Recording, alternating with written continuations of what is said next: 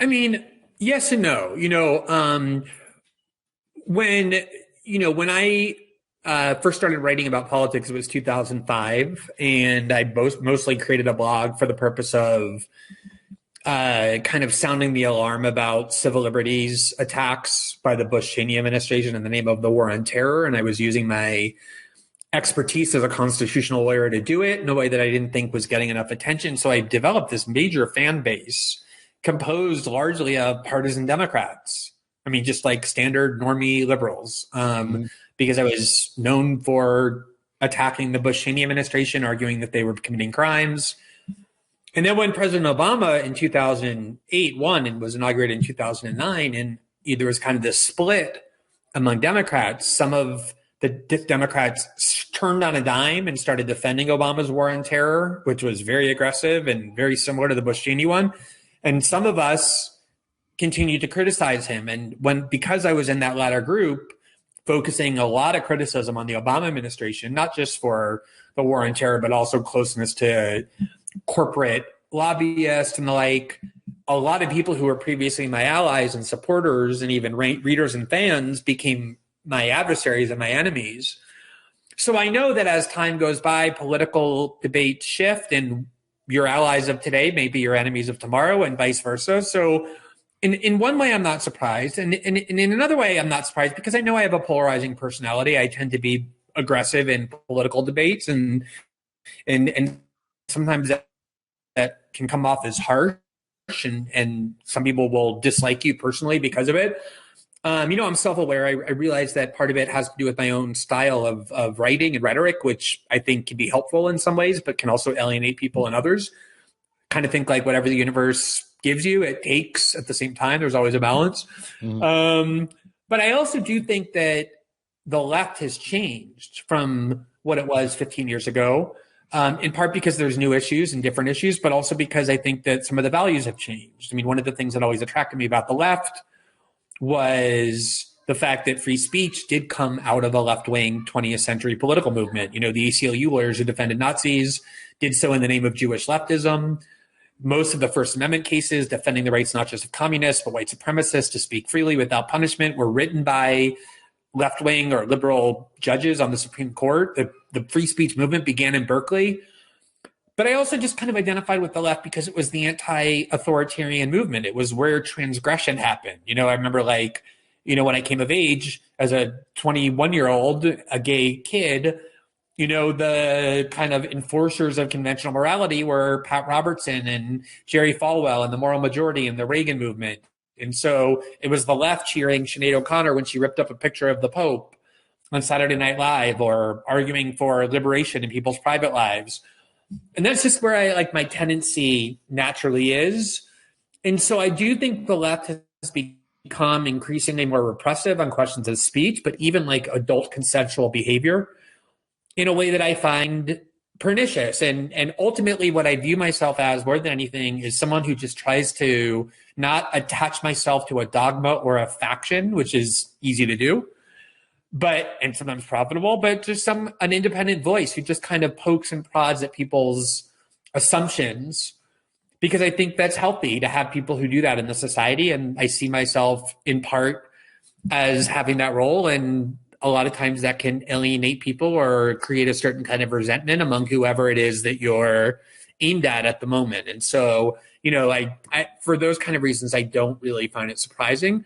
Although, as you say, given my actual work, if you look at what my journalism has been, taking on the NSA, provoking and exposing corruption with the far right Bolsonaro government.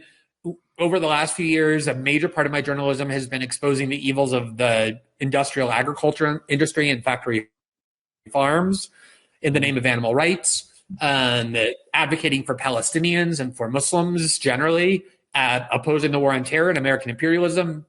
Yeah, it is a little surprising that I'm sometimes castigated as the enemy of leftism. But people are very tribal. They see me going on Fox News. They see me periodically deviating from leftist dogma. And so just the nature of how our politics function, you can become an enemy of a faction with very slight deviations. Yeah, there are a lot of unspoken norms and rules if you're part of the left. I mean, especially like I'm some sort of Marxist. I'm not exactly sure which kind yet. I haven't picked my sectarian group and been able to stick with it yet. But if you're within the Marxist online left, you pick up these norms and rules, and they change over time too. But one of them is that you don't associate with the right. You don't go on Tucker Carlson, for instance, or you don't platform people who are beyond the pale. The problem is that who is beyond the pale shifts over time. I actually fundamentally disagree with that approach for the most part. I certainly disagree with the idea that people who are not socialists should be judged by the standards of people who are committed to some sort of socialist project, right? So like if I think that Tucker Carlson is a class enemy and I wouldn't want to reach out to his audience for some reason, which I actually think is a mistake, well, that's my decision politically. That doesn't mean that you are, for having been on his show, or that you're some sort of crypto anything, because you never claimed to be a socialist. And I actually want to kind of underscore that point.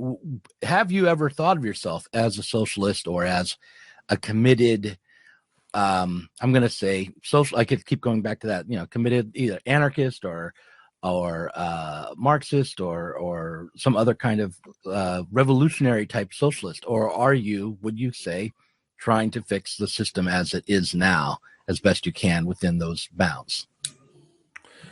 Yeah. So, one of the, as you know, the thing that called my attention to your show and that caught us talking was a recent video that you did exploring the controversy that had been created by several comments of mine, including the interview that I did with the Daily Caller, the right-wing outlet founded by Tucker Carlson, in which I said that if you look at the word socialism, not kind of in the abstract academic sense, but in the way that it's effectively discussed in the United States, what it actually means in practice, you can group a lot of people into that category. And I named Tucker Carlson, I named the branding version of Donald Trump in 2016 and Steve Bannon, because I think that one of the things that the left is failing to understand is why right-wing populism is succeeding. You have to know your enemy or you can't defeat them. Mm-hmm. And so in France, for example, when Marine Le Pen ran against Macron and the socialists, she ran to the left of all of them, including the socialists, on questions like increasing pension benefits and retirement benefits. Mm-hmm. It's like shut the border, don't let any foreigners in. Mm-hmm. But for our workers, French workers, tax the rich and give them more benefits. And that was what Steve Bannon had Trump run on and wanted to do. Steve Bannon's vision of the Trump presidency was get into office, do a huge infrastructure plan of the kind Biden is now trying to do, raise taxes on the rich, create jobs for American workers, and elevate the standard of living that American workers enjoy by redistributing wealth and by creating government programs designed to improve their lives. Mm-hmm. So if you say to me, one of the reasons why I generally try to avoid these terms is because they mean so many different things to different people, including even left and right. I rarely try and categorize myself left or right, socialism, communism, capitalism, because it can oftentimes shut people off from being open to your arguments by placing a label on it that they've been trained to dislike. So if you ask me, I don't write a lot about economic policy. It's never been one of my focal points in my journalism or my writing, in part because I'm just not an expert in it. I'm not steeped in economic theory. I've never, studied economics. But if you ask me what my views are, I've written this many times, and I think one of the top 2 or 3 pathologies in American politics and in American culture is that the United States is no longer a democracy, but an oligarchy, namely that both parties are captive to the same corporatist interests and govern in their name, or at least, subservient to them at the expense of everybody else, and that there needs to be not reformist or incrementalist changes to the two-party system, but radical ones. And I talked about the need to break up the duopoly because of that. So does that mean a socialist revolution or a communist revolution? I guess it depends on what words you mean. But I don't think we have a free market capitalist society in the United States. I think we have crony capitalism. I think we have constant government intervention in the market, but not to benefit the poor or the workers, but to benefit the richest. And that I think needs to be destroyed from a revolutionary perspective. So, again, I mean, the labels seem less important to me in part because they're so poorly defined. Socialism has a real meaning if you're in college and you're reading Marx. But if you listen to like AOC or Bernie Sanders or DSA, who all use socialism to describe their politics, and then you ask them what they mean by it, it sounds very incrementalist. They're not talking about revolutions. Right. They're talking about, as I said in that interview, sandpapering the rough edges off of neoliberalism, maybe a little more than that, maybe redistribution, which I'm on board with. And I also think there are people on the right on board with it. And that was my purpose in those comments, was to say to people both on the left and the right, you have more in common than you realize about these questions once you get rid of the labels. And the reason I think that's so important is because I'm tired of watching American politics stagnate. I actually want it to change for the better. That's the only way I think it makes sense to pay attention to it, if that's your goal. Right. Well, see, having heard what you just said, I can see points of disagreement. And I think that they're important points of disagreement. The trouble that I have with the online left particularly is that rather than when they run up against somebody who has a different ideological perspective than their own, rather than explore the differences and the points of disagreement, that person becomes morally condemned. They get morally condemned, or just they get this reaction, because what's easier than thinking through your disagreement is having a visceral reaction that you're noticing that there's some sort of cognitive dissonance or disagreement, and then reacting in an emotional way, and especially on Twitter. Okay, so I'm saying that really for my own audience. So what I would say is that that my own development worked like this. I was an anarchist, kind of Chomsky following liberal. Most of my adult life, I wrote science fiction short stories and sold a novel and things like that. But around 2008, with the economic crisis, and I was working a regular job to support myself because the novels weren't doing that, I realized that I was feeling very precarious, and that the leftists that I would normally turn to help me understand the situation weren't helping. That the old line of like, oh, well, the problem is that everyone's too greedy and too much of a consumerist, and we need to, the kind of ecological leftism was out of step with the moment, I thought. So I started a podcast, and I started interviewing people, Marxist economists being some of them, and they were the ones that I found most convincing.